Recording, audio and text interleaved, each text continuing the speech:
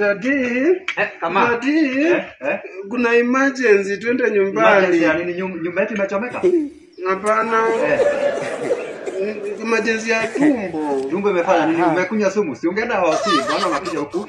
Kuna njaa chakula. Yeye mama alikuwa ameniletea mama mpya ameninyima chakula. Amekunyima chakula? Amekupea nini? Umekula nini? Ameninyima chakula, amesema chakula yote ni ya wageni, amefungia kwa room yenu yenye mnalalanga. Lakini you should respect your new mom. So that she's not respecting my hunger. I'm hungry. Hungry is not respecting my hungry. Kama huwezi kufa njaa juu mamako ako na sheria mpya. Lakini sasa daddy, sisi hata kwa Bible wale wa Israel walifika pale wale Mungu aliwapatia mana, waliwapatia mana wakakula. Where is my mana? I wonder. Your mana? Maybe your manners are in that clear waiting for permission.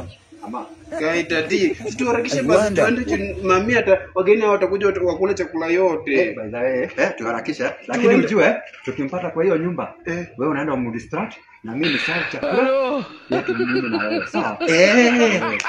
Sasa na akinipata na akijua mimi ndio nilikuwa nafanya hivyo, nitasema ni wewe uniambia daddy. Kama umeamua hata mgani kwa shida zangu. Sasa unaona tunateseka sisi wote wawili hatujakula siku nyingi. Kai. Mama wa kambo ni ya nini mateso?